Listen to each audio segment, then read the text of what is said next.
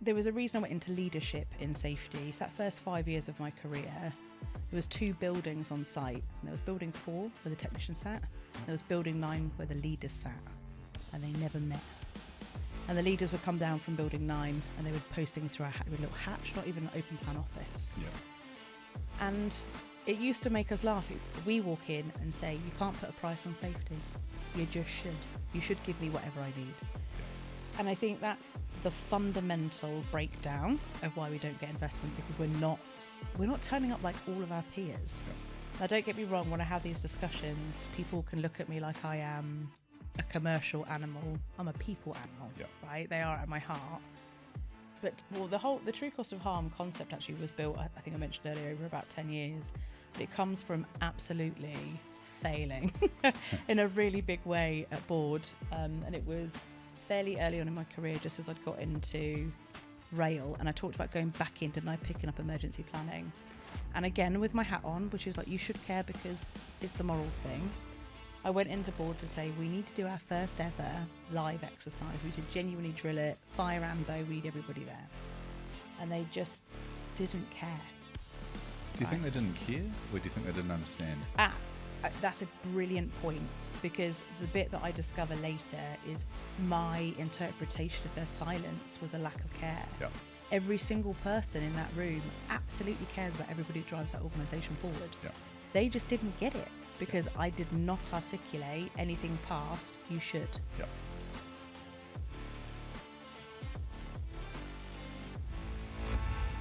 All right, so we're into our next session of the art of safety leadership and wisdom and war stories, and really delighted and really looking forward to this session.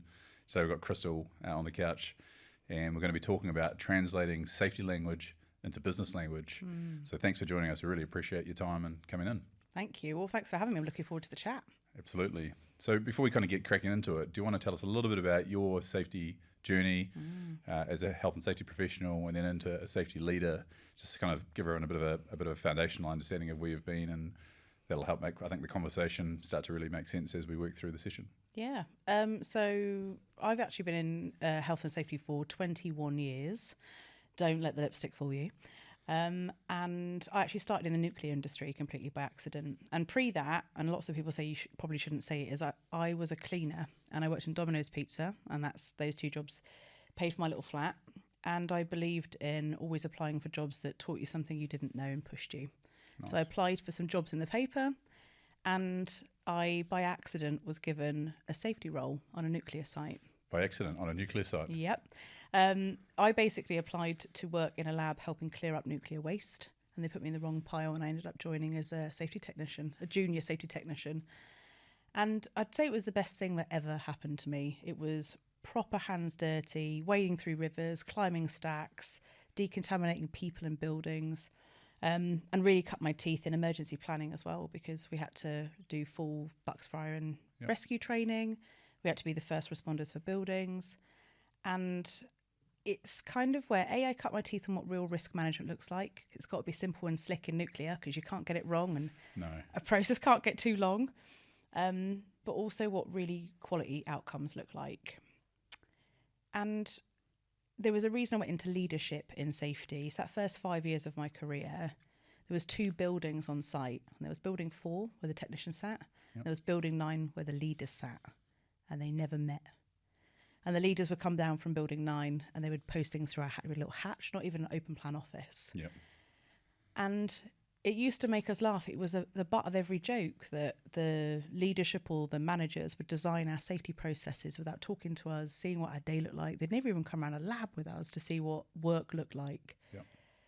And they would post these processes. We would laugh and we would bin the process, and we would carry on doing what we knew was safe. Mm-hmm.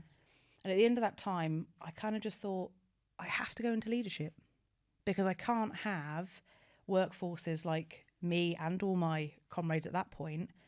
We felt unsafe on a daily basis. Yeah. No one really understood the risks we faced. No one understood how to help us manage those or to help us engineer those out.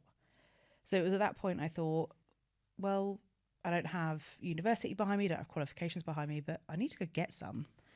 And so applied to work in the rail industry. So moved into rail. And over 9 years in rail, I did every job from the bottom of data crunching, reporting, how to get intelligence from data and insight, up to creating an audit standard for the whole of our rail company, and then guiding a board on what they should or shouldn't be doing. So like all the way through those rungs. And from the point of nuclear industry to the end of rail, over a 10-year period in there, I did a formal qualification every year for 10 years. Wow. To allow me to get up to the caliber that I needed to have the credibility and influence I needed to have better conversations. So would it be fair to say that the nuclear piece gave you the foundation and it lit the fire in terms of this can be done better and I can do better than I'm getting? Yeah. And then rail gave you the I suppose the rapid growth on the safety piece to move you from the doing to moving into the leadership piece, and then really starting to shift drive the change. Is that right? Definitely. And the first two roles in the rail industry, one was the safety performance manager, which I now have in every team that I have as I create the safety performance manager. And it's when I was in nuclear, I was doing helping report the accidents. But I never saw the back end. Like, where did that go? What happened? Yep. And then when I got into the safety performance role in rail, and I had this wealth of data that told me where things were happening, where they go wrong, who was being hurt. And I thought, how magical. And then what could you really do with that? And then the next role I did there was creating process policies and procedures and audit standards. So I was able to really look at the data and go, oh, what can we learn? What processes do we need in this new role? Did that, and then actually left in the middle of that to go into logistics and freight forwarding. Yep. And did that I was the head of health, safety, quality and environment for Northwest Europe for a logistics and freight forwarding company, and also did quite a lot of global work there. Yep. So got my first insight to, create a really good standard. Yep. You don't have to know the legislation of every single country. No. Because if you're looking after people, typically you're doing the right thing by the law in that country. Yep. So global work there, and then went back into rail and picked up in a really big way emergency planning. So they said, come back, write the job description. We need you to come back in. And I said, can I have claims around insurance? Can I have emergency planning? And can I have the influencing piece? And I basically, and this is one of the most fundamental stories. I know we're going to get into the true cost of harm stuff in a bit. Yep. But in that space is when I understood I needed to start talking differently. But naively to me, I said, can I earn emergency planning? We need to do this better in the rail industry, not just here, but everywhere. And they were like, yeah, great, wonderful. And that's when I also started to see how we can do safety on paper, yep. or you can do safety properly. Yeah. And there is a very big difference between drilling it in nuclear industry and sitting around a table in rail to say, Bob opens door. What does Bob do next? And you're like, Bob walks through door. Like, it's not, you're not practicing anything. You're not teaching anybody anything. Drill it properly. Yeah. And so brought that into the rail industry, ended up on quite an elite steering group for the whole of the rail industry through breaking some of the barriers around emergency planning. And then nuclear, logistics, transport, then went into logistics again for a little while, onto telecoms at leadership level. And that was really phenomenal. That was really when you start cutting your teeth. All the bits you've learned about how to talk to boards start to come to fruition when you're sat in front of a board of a FTSE 100 saying, can I have some investment money, time, labour, something? And then from there moved into retail, again at FTSE 100. So 21 years, and I would say I would never do anything else. Yep. I think it's the most wicked job that exists. That's awesome. Yeah. Steep learning curve and still just soaking it up by the feel of this. Yeah, still soaking it up today. Yep. That's awesome. It's that learning mindset, right? Definitely. So let's get stuck into some of the real kind of guts of this session around translating safety language into business language. It's a bit of a throwaway term. I've sort of heard around a lot at the moment. It's a bit sort of on trend to be able to talk about that. Yeah. But from your perspective, what does it actually mean for people out there that might be listening into this? And we've got safety professionals who are trying to stimulate changes in their organisation and stimulate proactive safety culture of safety. And part of that is being able to meet the needs of the business that they're engaging with. That's right. The business. So what does that language of business mean in the context of safety? I think what it means is starting to understand that we can't be the only profession to arrogantly walk into a boardroom and say, you should give me money. You must. Right. And one of the leader forums that you guys put on, there was a fantastic presentation by Peter Thomas, and he used a phrase, and I'm going to use it forever, and it articulates the problem statement. We're the only profession that walk into a room and everyone has to do a business case, everybody has to do an ROI, but we walk in and say, you can't put a price on safety. You just should. You should give me whatever I need. Yeah. And I think that's the fundamental breakdown of why we don't get investment, because we're not turning up like all of our peers. Yeah, not crunchy enough. We're not. Yeah. And so the minute you start to think about, how do I frame safety as a commercial proposition? So what I mean by that is, how do I frame safety so that the benefit of our people is the benefit of you? Yep. And that could be to a shareholder, it could be to the board, it could be to the operation. The bit that we miss talking about all the time is our people execute our operation. No people on the park is no operation.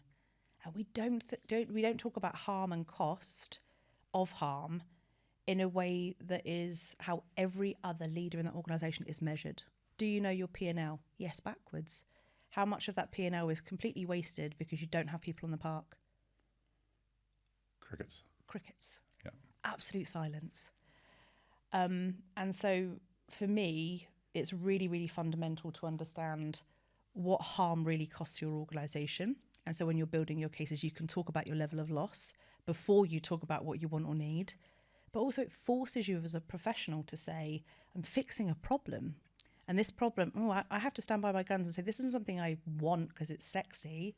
This is something that actually fixes the problem. And I'm going to be forced to articulate, I can bring benefit to you. Not just a moral benefit, but a commercial one too, because they're linked. Yeah. So, Absolutely. So it's moving it. I think that last point you made was really interesting. It's sort of moving it from that moral or social impact piece where it actually is the right thing to do, which it is. Yeah. But when you're stacking up initiatives and proposals against everything else from a board director or an executive team member, there's a lot of competing priorities. And so being able to actually evaluate what's been put in front of you from a safety professional and make the best decision you can make with that content, it needs to be presented in a way that's relevant to me, right? Yeah.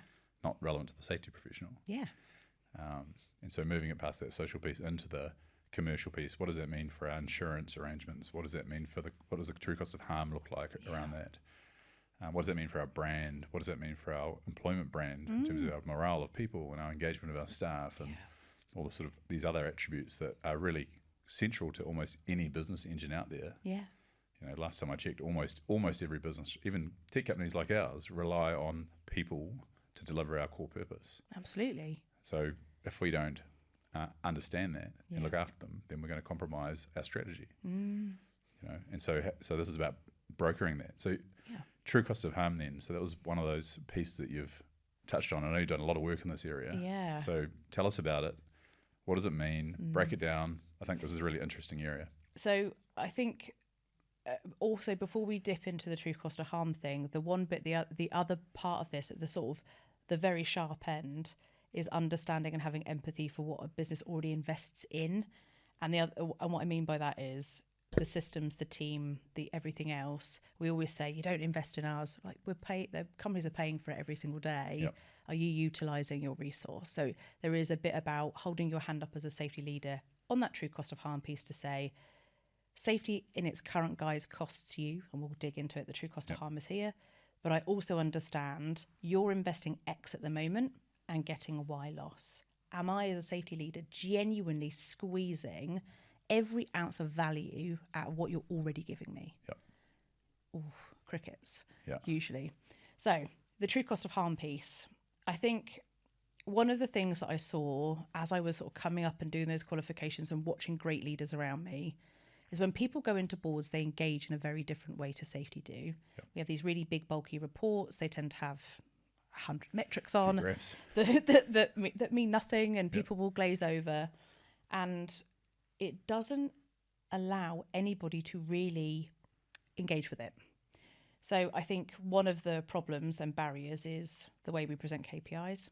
So I thought, well, what are the really crunchy KPIs here? Let's take lost time injuries. Yep. Let's take what I have my own version of metrics, major recoverable injury, which is a traumatic injury that you will recover from, life-changing injury, which is the permanent change to your body mobility or ability Yep.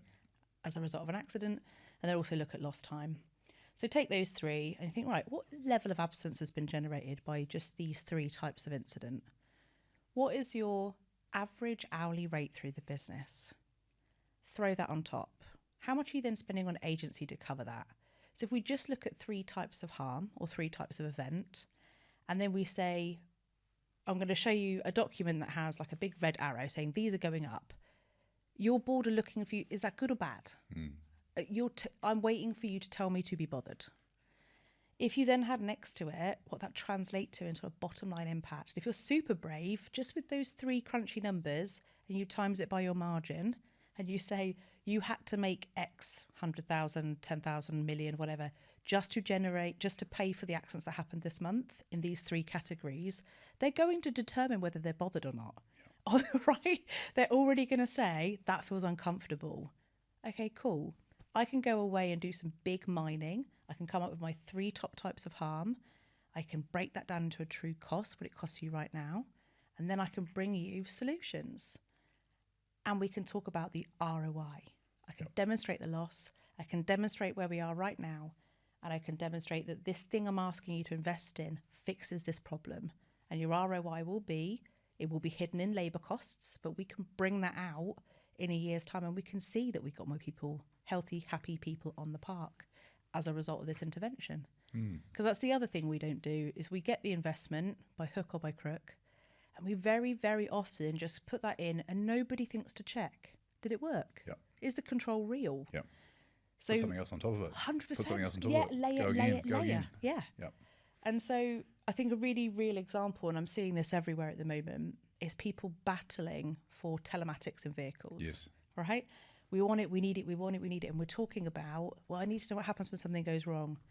Now, don't get me wrong, when I have these discussions, people can look at me like I am a commercial animal. I'm a people animal, right? They are at my heart. But tell me the amount of people that have gone in with bent metal costs, RTA claims, civil litigation costs as a result of RTA and third-party fixes, and said the level of harm and the level of loss generated by RTAs at the moment is X. Your investment in RTAs is Y. And through three people that have used this technology, we can see there is a reduction of X%. Your ROI is this. We're not having that discussion because we're not using the true cost of harm. And I would say it ventures into the health and safety space. How much time is lost to musculoskeletal disorder? How many bad backs are you off by? And are we investing heavily in proper manual handling and technology? No, because when you go into the board to say, can I have a piece of technology to make lifting easy? They go, everyone's fine. We're not looking at it as a true cost. Exactly. Some people just look properly. Just bend your knees, mate. Right?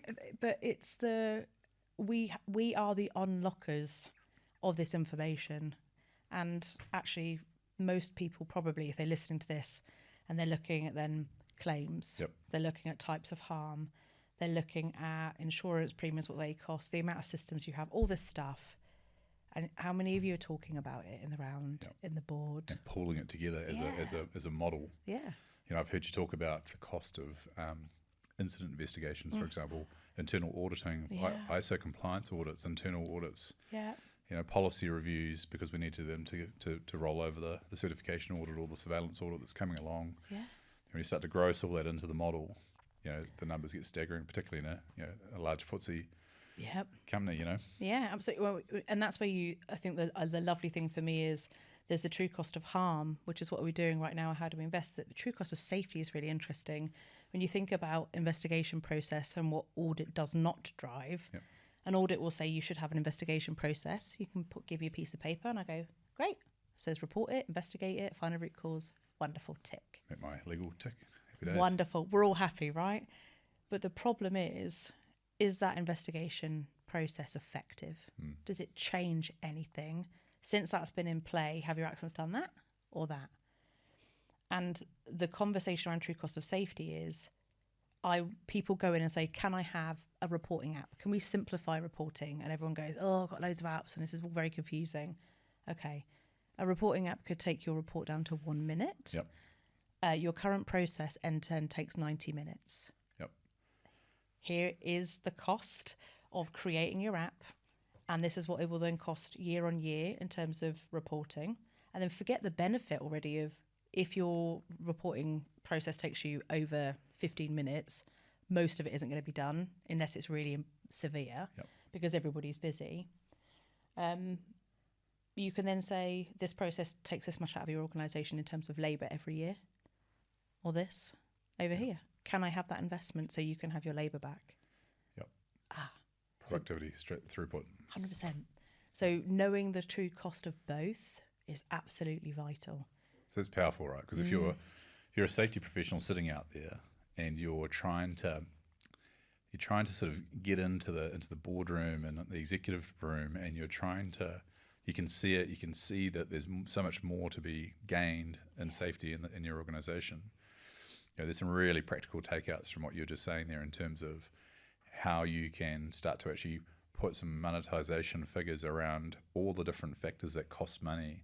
That you're already spending the money. The money's already been going out the door. Yep. It's already sitting in budgets. It's already going out, and it's not creating necessarily much value. And so if you can start to put up that against an intervention that can have a certain degree of impact, then you get that really clear ROI story that says actually we can put £1 on the top and we can get 4 at the bottom. Yes. That makes good business sense. If you're if marketing was coming to me and with that proposal with a new initiative or the sales team or whatever it might be, that's exactly how they'd present a proposed initiative. It's in business terms, but still solving a really important social issue and a regulatory issue and all the other things we're trying to get out of it. Oh yeah, the benefit is completely rounded. There is the bottom line impact, there is, like you say, from the regulator perspective, and then also the absolute moral imperative. Like we have to look after our people. We absolutely have to. But the thing this is again about the arrogance of safety. We expect everyone to feel like we do. We work in our profession because we're heart-led. That's why we're all here. And then we expect every person around the board to operate with the same mindset as the people that naturally went into this as a profession. I want my finance person to be absolutely fixated on the number, and I want them to be rational, because you don't want somebody leading your organisation that is irrational if they're looking after the purse that pays everybody's wages and that gets everybody, that pays the mortgages and the rents of all their employees. But there's a self-awareness piece there, which we've talked about in some of our other episodes. It's it's such an important attribute because recognition that you chose safety because you're passionate about it and you're very heart driven, but actually that board director chose governance because that's what spins their wheels, or that CEO chose executive management, or that CFO chose finance, or whatever, and that's cool. It's incumbent on you to find ways to connect with those people on their level in order to permeate through to get them engaged in the conversation the way you need them to be to get momentum. And actually you think about most of the time spent by people at that level or leaders in other professions, most of their time is spent thinking about or trying to problem solve how they can create a connection between what they need from you and what you need from them. So if you think about a marketing officer, they have a product. They don't spend loads of time thinking, well, I love this product. You should love this product. Everyone loves the product. Yeah. It's like, what's the grab? What's great about it? And what audience am I trying to touch? And how do I talk to that audience? Every other part of the organisation has to learn how to translate their benefit into business benefit. We need to turn up. So that's a really interesting conversation around the true cost of harm and I suppose the wisdom side of it. Moving into the war story side of this, can you talk about how, and I suppose in a work sense, you've applied that? It might have gone well or perhaps didn't go well, and talk to us about that sort of experience, and I'm sure there's some gold there. Oh, definitely. Well, the true cost of harm concept actually was built, I think I mentioned earlier, over about 10 years, but it comes from absolutely failing in a really big way at board, and it was fairly early on in my career, just as I'd got into rail, and I talked about going back in, didn't I, picking up emergency planning. And again, with my hat on, which is like, you should care because it's the moral thing, I went into board to say, we need to do our first ever live exercise. We need to genuinely drill it, fire ambo, we need everybody there. and they just didn't care. When I say tumbleweed, it was tumbleweed. And I think they actually reached into their pocket at one point and they gave me £1,000 and sort of patted me on the back and said, there you go, sweetheart, go and do something with £1,000. Do you think they didn't care, or do you think they didn't understand? That's a brilliant point, because the bit that I discover later is my interpretation of their silence was a lack of care. Yep. Every single person in that room absolutely cares about everybody who drives that organisation forward. Yep. They just didn't get it because I did not articulate anything past you should. Yep. I did it in the nuclear industry. It really matters, and we should do it here. Why does it matter? Because it does. Listen to me. Listen I know. to me. I've been there before. And they gave me this £1,000. And one of my greatest feats ever is I knew it was the right thing to do. I knew I hadn't articulated myself properly. I knew I couldn't go back in and do that again. So I had to pull off the first ever rail industry live exercise with a grant. Yep. So I basically went round the local college and got actors that were doing their MVQ to be the actors. I went and told the ambulance crews that the police were already in. And if you listen to this, guys, sorry, that this is the truth. And I just told each of them that the other one was in until they all said they were in. Nice. And then I used my £1,000, right? And then they all got excited and we had this fantastic exercise. And I basically dragged the regulator through their nerves to say this is the right thing. Again, not really doing a great job. And we ran this exercise and it was phenomenal. And train operating companies from all around the country, people from the regulatory bodies, steering groups, all that, all turned up to see it. And after the event, the board said, you need a budget. Here's £10,000 to run a proper exercise. And I thought, oh, you did care. You just didn't get it. Yeah. So it took me to physically show them impact and benefit for me to get what I needed from them, which was budget. And that was a hard slog. Well, there's one thing about that. I mean, Go for it. when we talk about the art of safety leadership, there's another attribute that you've had to demonstrate to do that. Courage. Because, that's like, the classic change management video of the person going onto the hillside by themselves and doing the awkward dance. Yeah. And having the courage to do that. And eventually you sort of pull people in and you get the early adopters, you get the rest of the curve sort of comes in and joins you eventually. So do you want to talk about how that felt in terms of, sticking your neck out and really having to step up to the plate to follow what you believed to make it happen? Oh, I mean, terrifying, really.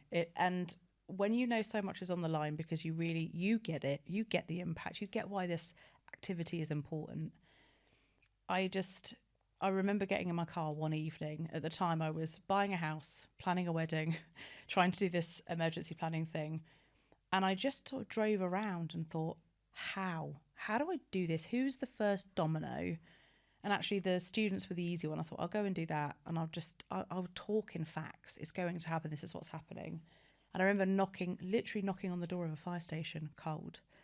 And this guy, Andrew, opened the door and was like, hi. I was like, can I speak to somebody about how you exercise your emergency arrangements with the rail industry? And they were like, oh, we don't need to do that. And I just thought, well, what's my big question? And I said, do you feel confident if there was a major accident at our local station, you could respond well and keep your firefighters safe? And he was like, ooh. Question. And then he was like, well, who else is in? And I was like, what do you mean? He was like, well, the police in, the ambulance in. I just went, yeah. Oh, absolutely. Yes. And they were like, oh, okay, well, we'll talk to. And then they invited me in. We had a cup of tea. We talked about the benefits. And then I had to then go and do the same thing at the police station, literally knocked on the door. Can I talk to somebody? And everything in me knew, but actually not only for the benefit of the customers on that railway, I knew that we hadn't exercised anything properly. Yep. I knew that we weren't ready. And I absolutely knew that if the worst was to happen, and I knew it was, statistically speaking, we were prime for a major event, Yep. we couldn't serve our communities well, and we couldn't serve the families of the hurt well, Yep. and we couldn't serve our colleagues well. So I just had to face into that challenge, and I had to deliver for all of that greater purpose. But while I was going through it, the thing that the board then saw was the benefit for the much wider picture. I just said you should. I didn't articulate myself well in terms of the wider benefit, but also they loved that other train operating companies turned up to be like, what are you Yep. What's this? Sort of, Bit of rubbernecking. Yeah. What's going on? And then what you realise is that's called best practice. Yep. That's called learning from other people, and it was phenomenal. So question there, two questions. Go. Two questions.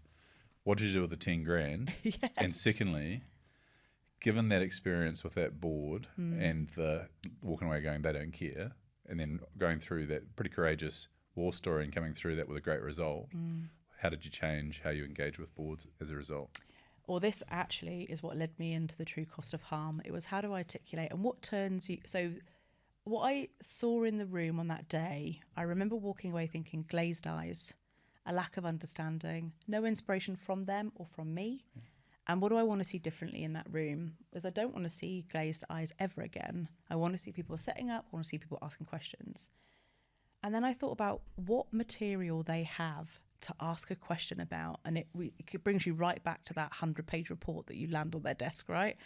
And you want what? A punchy, articulate, progressive question from a 100-page deck. Don't be crazy. So that's when I started to go down, of all of those statistics, what really do I need to talk to a board about?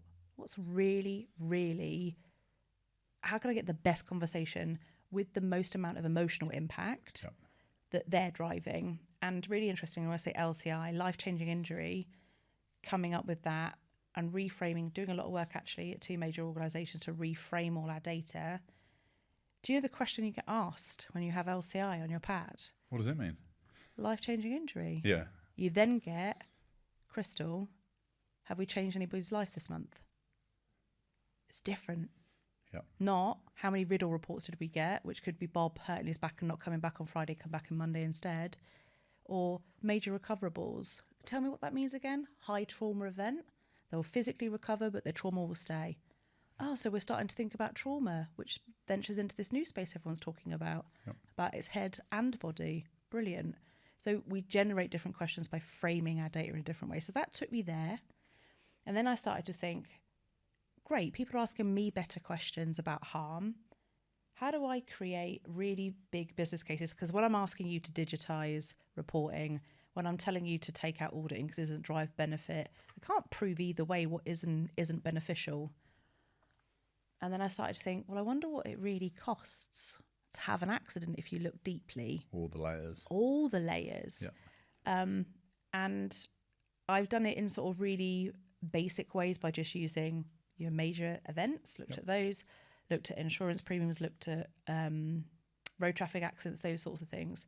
And then I got to my current company and I asked one of the guys in my insurance team, I was like, I want you to do a project that tells me what harm really costs, like really. And he just went away. And the amount of things he drove into. And this is the other thing about you have to be humble as a leader. You could be doing a really great job of realising there's more to do. Yep. Somebody could already know, right? And actually, in my case, it was a guy that worked within my team that came back and said, it's this. Yep. It blew my head off and it blew everybody else's head off.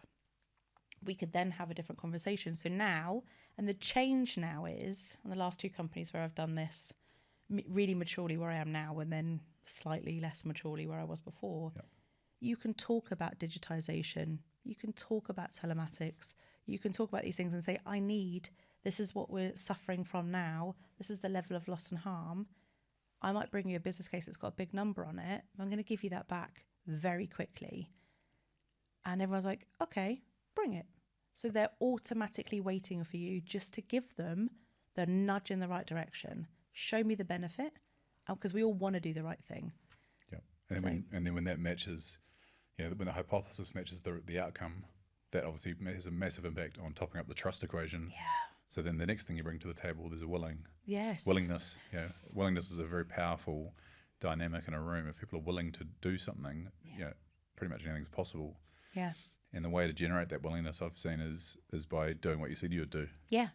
Which pushes up that trust. Absolutely right. And I think if you then get really good at thinking, right, by tackling harm, I'm tackling business impact, right? Yep. Because, negative safety events are business impact events. But you also then start tackling that cost, the true cost of safety.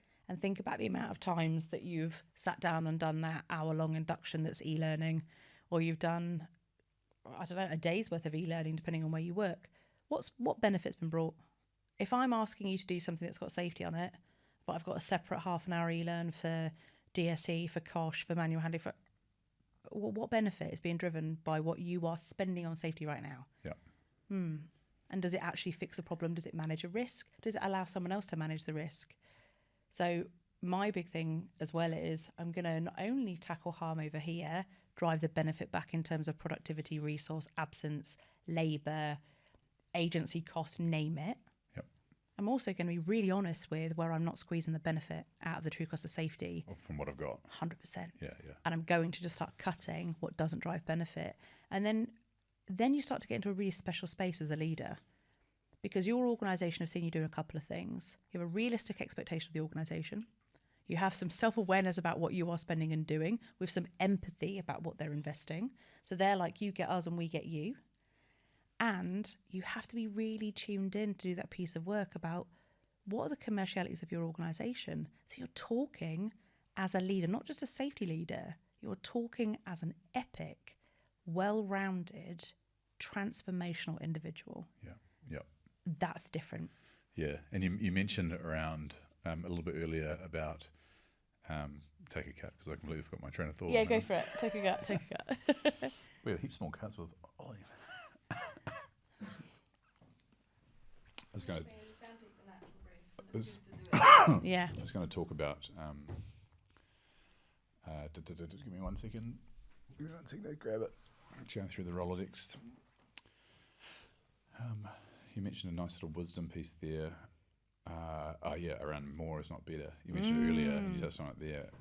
Which I think would be good just to have a bit of a quick chat on around. More is not that better. empire building kind of piece. Oh God. Because there's plenty of safety pros that are just like more people, but I need more on my team. Yeah. So let's talk about that. Go for it. Just give it 5 seconds. Give them an easy cut line. There's a really interesting wisdom piece that you mentioned there, which is another leadership. What was that? Like a noise. It was like ding, ding, ding, ding. Was it like a bell? Yeah, it was like a bell went off. Oh, it must have been. Right. Was it this? Must have been, yeah. It's all right. Go for it. I'll just start that again. You mentioned a really interesting wisdom piece there around the safety professional, and you touched on it earlier in the session as well, in terms of that awareness that more isn't better. Am I squeezing the juice effectively at the moment? Yeah.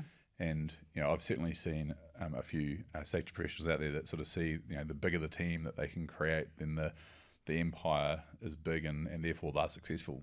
As a safety professional. Do you want to sort of elaborate a little bit more on that, just I suppose in a practical way, just to give people out there a bit of a thought around that? Yeah, I think I feel, and maybe it's part of that, really understanding your organisation. It's a commercial entity, right? Yep.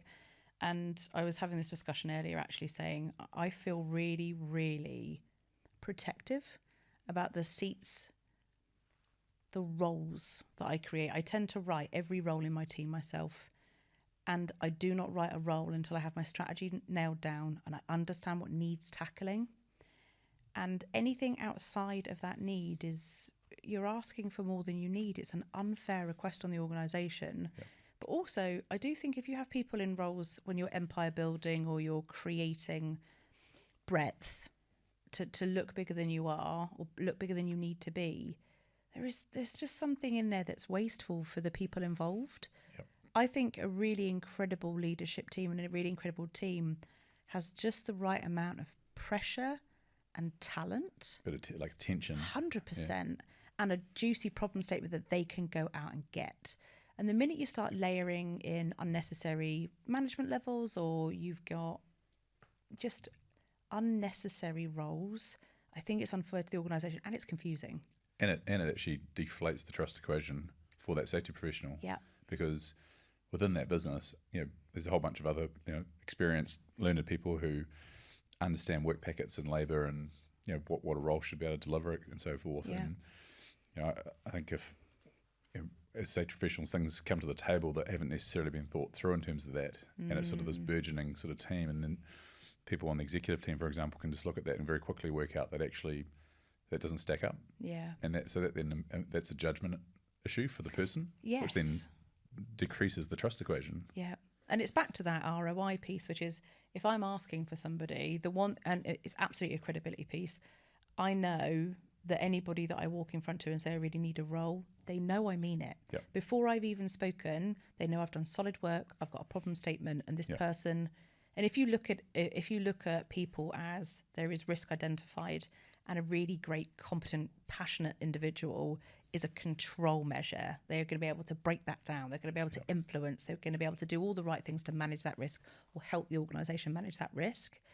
They know that person fixes a problem. Yep. And so that is really important to me. And the same actually in terms of having the right people and the right mix in your team. There is lots of conversations that happen in safety around compliance versus culture and progressive, etc. If I go into teams and I say we're on a cultural journey, this is about harm, complexity, cost, we're going to be pulling all that down to the most potent mix of action and execution. And somebody's like, yeah, but I just want to do the ticking. Can I go and do an inspection somewhere? Can I just go and do an inspection? And I think proactive inspection of the workplace, appreciative investigation, otherwise known as, I think that's absolutely fantastic. Yep. If you have somebody who wants to drive compliance to a process, if somebody is happy with it just saying you should have a process for investigation and then nobody sense checks whether that brings benefit, I can't have that in a team that needs to fix it for an individual. We have to do such a lot of work to create energy for all the people that don't understand the heart of it so they can get it in their soul. It gets broken by somebody that's compliance driven. So that's an important point. And that's a gold, it's gold wisdom that people out there can take away and apply that, because there's a role to play for things like, obviously investigations or inspections or whatever, those things need to happen, but it's about having a real clarity of purpose and value for the organisation, and being able to demonstrate that to the stakeholders involved, so that elevates the trust equation, so that the next ask, you're going to get a fair hearing, and so on and so forth. And it gets easier then, because before you've even spoke, it's just like you'll get to a point where they say, right, we'll take the paper as read, you don't need to talk to it, I've got 2 questions, A, B, tick, go. And that's also, it's not to say that there are people that are compliance driven, they don't have place in these teams. There are absolutely roles for people that are compliance driven and some that are cultural driven. But for me, from a performance perspective, you have to have a person for a role, and that role serves a purpose. Yeah, that's the leadership piece, right? That's it. Yeah, it's 100%. Have I got clarity on how this adds value, and can I put my hand over my heart, both in a moral sense but in a business sense, and explain that to my colleagues on executive team or board as to why we're doing that thing or why I'm asking for it, and feel very very strong that I'll get the result that I intend because I've exercised those kind of aspects well. And that exercise question isn't just on people; it's on every process you ask for or have in place. It's for every all the ISO external auditing, the processes, how many apps do you have, how many pieces of training do you have. It's the same exam question. Have you identified a risk? Does it control something? Where is the benefit? And that makes you pretty potent as a leader to say, pick a thing. Particularly control effectiveness. And I know in our sort of State of the Nation stuff coming out, our Insights report, is that one of the areas that's consistently very low is, a lot of safety management systems are very strong around risk assessment and assigning the controls and all that sort of stuff. But where there's a really materially lower level of capability is in how do we actually check that those controls were assigned, A, in place, and B, effective at performing the way we intended them to. And you mentioned earlier about how we sort of layer up, something doesn't work, I'll just add another thing and add another thing and add another thing, but we don't necessarily remove the stuff that wasn't working. Yes. Or even amazingly, that's finished. Sometimes you will have a risk that plays out, you will have put a control in, and that piece of work is finished. When do we take it away? And that takes real guts and bravery for someone to say, that managed a risk before, or something came as a result of an event even more scary. But that event was 5 years ago. Context has changed. Context has Control needs changed. to change. Yeah. So I think there is really wonderful work that we can do as safety professionals to simplify safety for the organisation. And imagine if everybody within your organisation knew they were cared for, so heart first, but also if they understood no matter what I get asked for in terms of safety in this organisation, I know it manages something and I understand what that is, rather than press play, another video, press play, another video. So, yeah, I mean, the amount of times that I have seen organisations, they will do accident investigations and the standard response is retrain. Yeah. Or more training. Back on the hamster wheel. Oh, my God. Why are you doing it to people? Expect a different result. Yeah.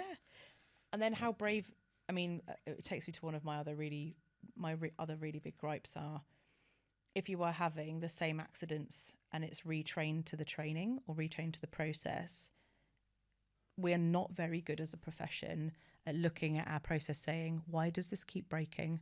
And what is the realistic expectation of our people? And does the process or the training reflect real work, real risk?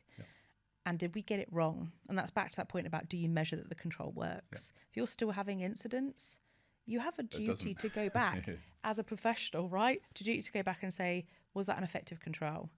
Right? So, go back, look at all of it. Good wisdom there. One of the other really emerging areas of, I think, safety in business language these days, and Safe 365 are doing a lot of work in this space at the moment, is in and around insurance and the impact. One of the things that we've identified, and I'm really keen to get a bit of perspective on this from you, is that we've identified that in a lot of cases, the safety professionals within large enterprises, large businesses, aren't actively engaged with the insurance team in these businesses, and in some cases there's some really great work that's going on to move the risk management into quite a proactive approach. But that value has been left on the table with insurers because the right conversation's not been had, because the right connections aren't in place in the business. And equally, and in reverse, the traditional insurance sits with Treasury normally in a business, or the CFO, obviously often in a different department to where safety sort of sits. And so you sort of have this disconnect. You've got a really interesting role because in your current role, it's joined up. You are the head of safety and insurance. Really interested to understand how that influences the shift from safety language into business language, and some of the practical takeaways for some of our people out there listening around, if they haven't had a conversation, if they're a safety professional and they haven't had a conversation with the insurance part of their business, the people that handle the renewals, etc., what should they do and how? Well, I think it's really interesting that when I got this role, everyone was like, "Oh, this is a really interesting mix." And I thought, right back at the very beginning, in my first insight role in rail, I was also the person to look after all the civil claims. So I had all of the accident data, and then when the accidents went wrong, I had all of my claims, and I was able to say, "Oh, that spike is related to that claim." And then that investigation was good or bad, and it helped defend or didn't. So for me, it was all one. It always was from the beginning. And only when I was going through the career and that sort of got lost, I thought it was really confusing. Because for me, the insurance is the end-to-end piece for safety. So in terms of that benefit piece and how you bring true cost of harm to all of it, I loved going into this role. Because if you think about, there are two things when you're trying to improve things from an insurance perspective, is you need to lower the amount of claims, fairly standard, and you need to increase your rate of defensibility. Lowering claims, how do you do that? You have to lower harm. You have to have less events that turn into less claims, right? And so get really, really good at all the stuff that we've just said, and safety. So that's the proactive risk management, right? That's getting ahead of the curve, for sure. Fence at the top of the cliff rather than dealing with it when it goes over the side. Yes. So for me, safety breaks down into three things, right? Identify a hazard. You can do that proactively or reactively. Understand its root, what's happened, what the event. Understand the events that have happened. You can do that proactively or reactively. And then you have a choice at the end, defined by legislation and your risk appetite. You can eliminate the risk or the hazard. You can mitigate it, or you can accept it, depending on your risk appetite. So do all that really great work, see your hazards, remove them, do great investigation. Your numbers of claims come down. It's all linked. And then you say, okay, great. All my processes around harm. How do I respond to an event when it's happened? How do I create great training that manages risk? How do I have great processes around proper risk assessment that identify both risk and control? All these things build into your ability to defend claims when they land. Yep. Great safety management is great insurance management in terms of impact, levels of loss. Claims down, defensibility up, all comes from fantastic management of safety. And so if we're just really breaking that down just in very, very practical terms for listeners out there who maybe safety professionals and may not even have a strong understanding of how insurance works, you don't assume that everyone understands the basics, and the organisation has a conversation with their broker or their insurer, underwriter, usually through the broker. That broker is going to look at how you manage risk and how mature is your organisation at doing that. Yeah. Are you very reactive? Do you wait till things go wrong and then investigate them? How many claims have you been making? What are the costs of those claims? And they set your premium based on that. Yeah. And then for the next 12 months, you go out and work gets done, and there's going to be a claims profile that gets attached to that account. And that claims profile will have a loss ratio attached to it in terms of how that premium performs or how that risk performs against that premium. And if it performs poorly because those risks aren't being well managed, that premium will go up, and so on and so forth forevermore. There are outside factors that influence premium as well, like inflation and massive global shock events, things like that. But at a business level, that's kind of how it runs.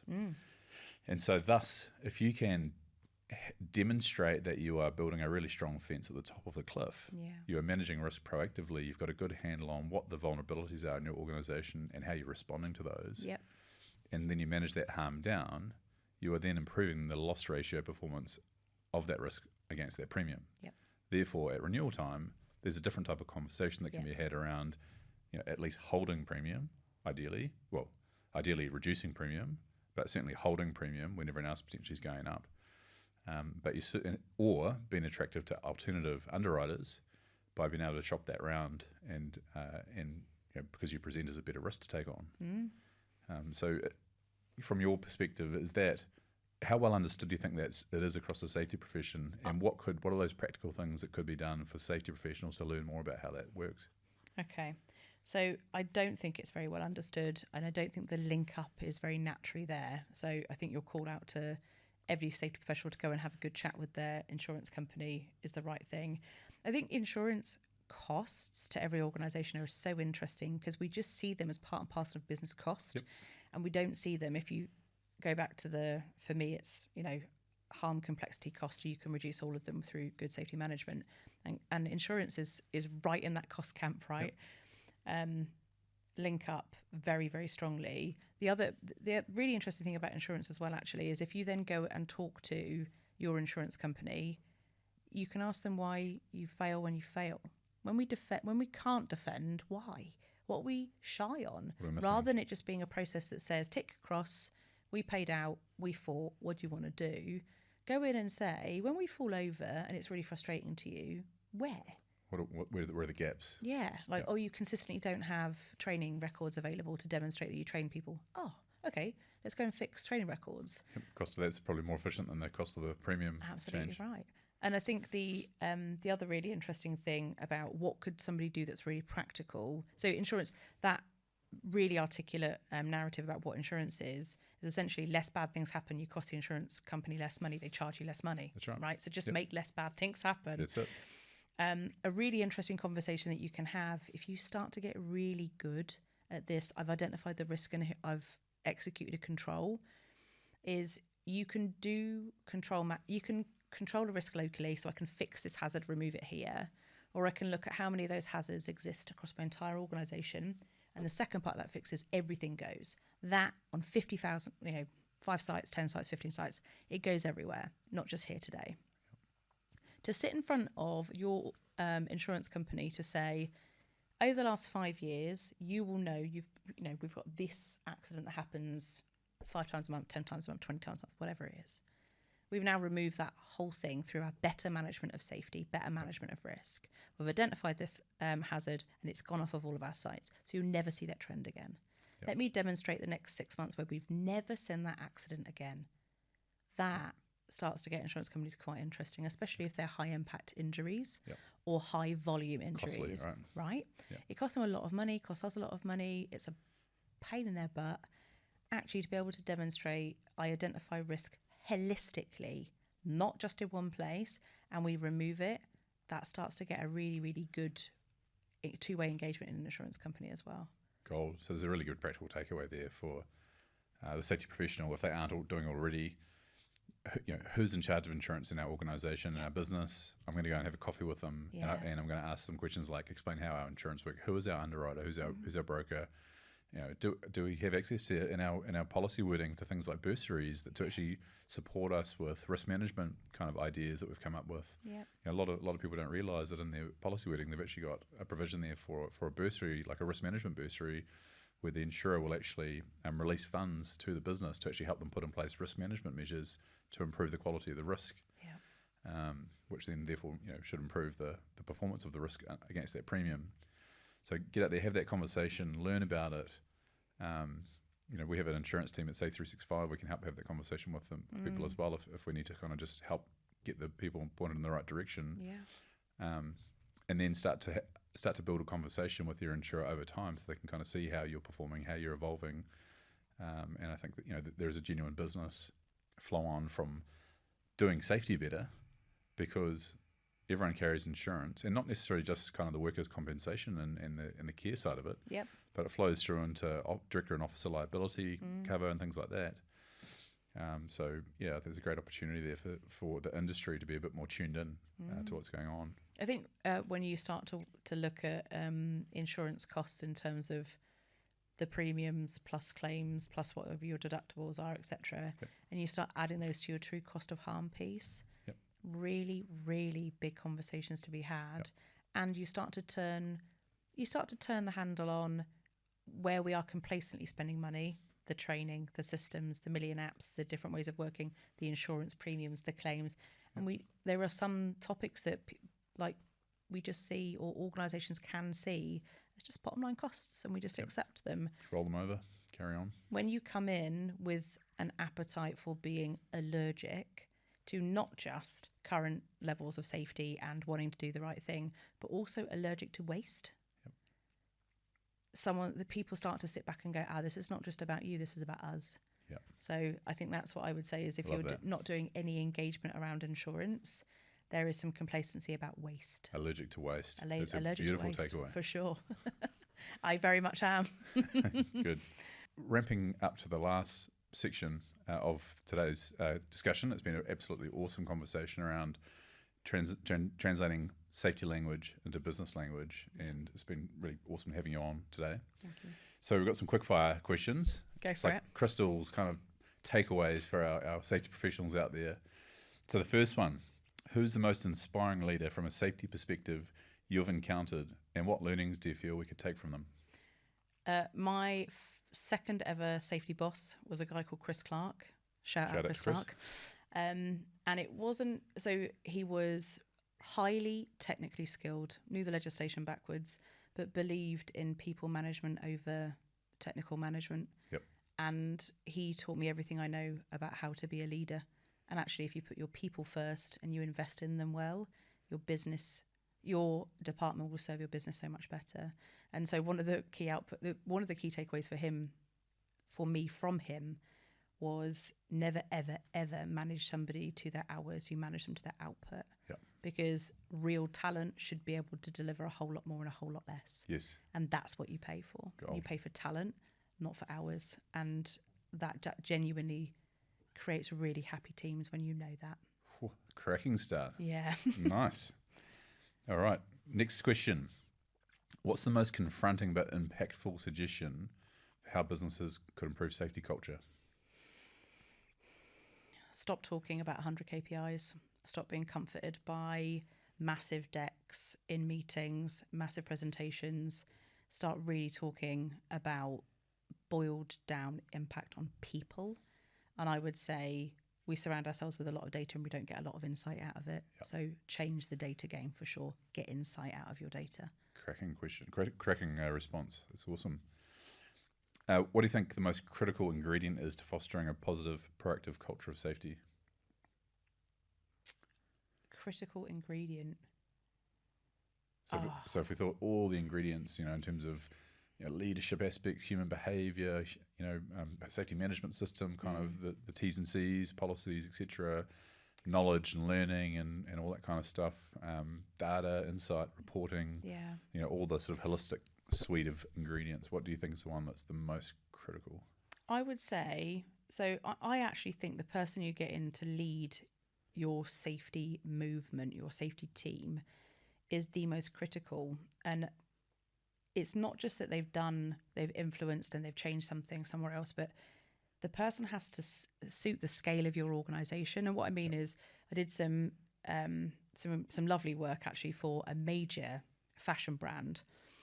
And they were talking about, when I'm writing down what a great safety leader looks like, what do I have to write down first? Like when I'm recruiting and sifting the CVs, what do I look for? And I said, you're going to write down retail. And you shouldn't. And they were like, oh, what do you mean? But we work in retail and we sell things. I was like, irrelevant. Risk is risk wherever. Harm is harm wherever. We're not inventing new ways to kill people, right? It's all the same. You have to think about the scale of your organization. And when you bring somebody in, can they influence up and down at your scale? So you might be able to do it where there's 100 people, but if you've got 200,000 people, it's very different. So I would say your ability to communicate at scale and having that right person that fits what you're trying to do as an organization, fundamental. So that safety leader, their ability to deliver and communicate at scale, it will fall down if you don't have that. So then if you are the safety leader out there listening to that, then your organization, take that on board, because you are that power. You've got that sort of ability to have that sort of impact. Are you making it? Yes. Are you achieving that scale? Are you taking a relevant approach in your organisation? Are you managing up and down? Are you leading up and leading down? And you have a responsibility to. And we spoke about courageousness at the beginning of this.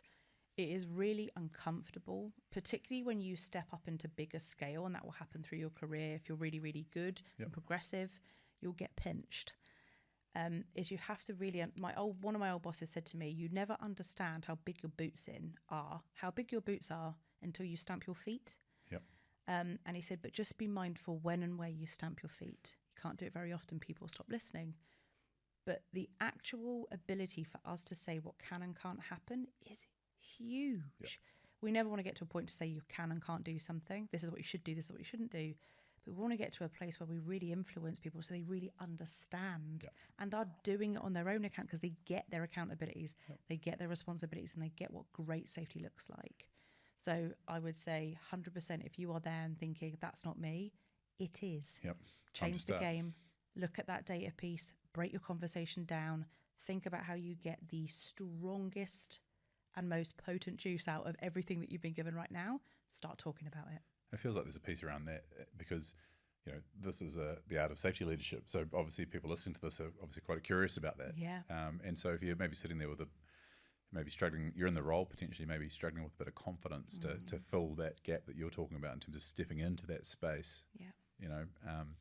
I guess I'm interested in your thoughts, but surround yourself with the people that help you build your confidence, and your competence, I guess, is probably the thing that I've reflected on, is developing leadership and spend less time with the people that don't. Yes, finding your cheerleaders in and out of work is fundamental to your growth, because the other really interesting thing about, we are definitely at this point in safety where things are tipping over. On the shift.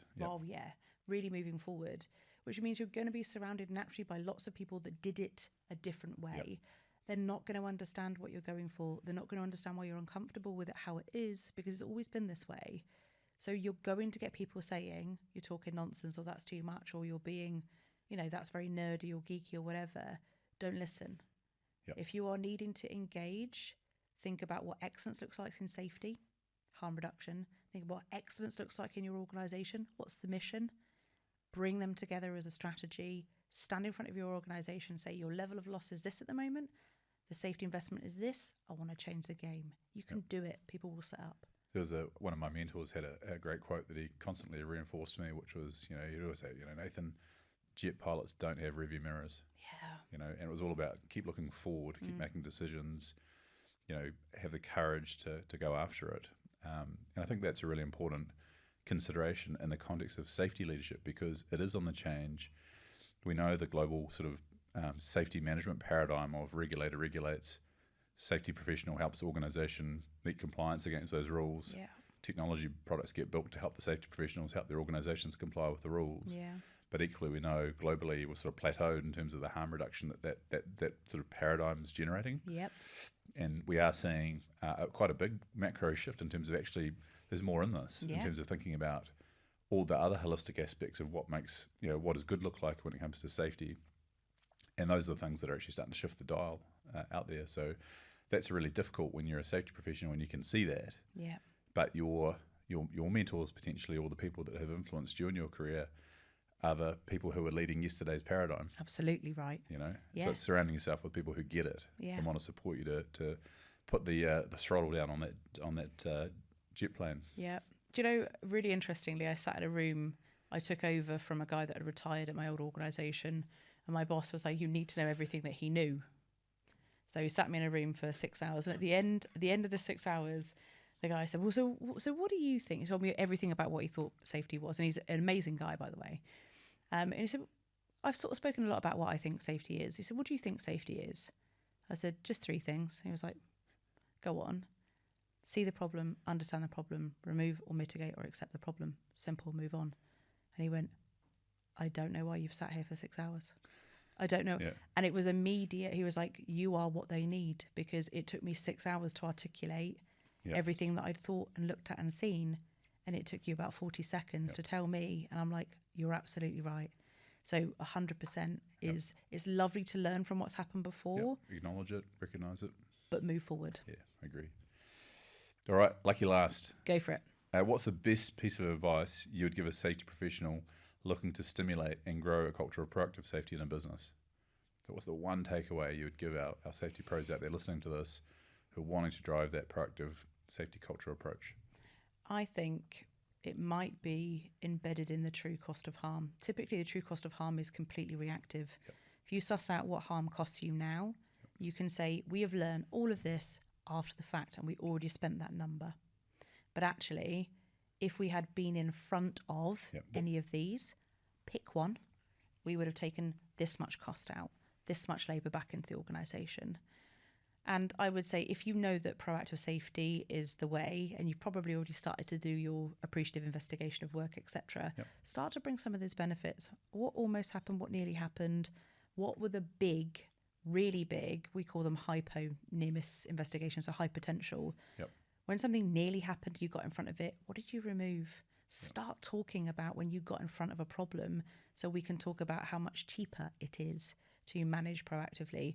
Essentially, it's very, very, very expensive to be reactive. It is fairly inexpensive to be proactive.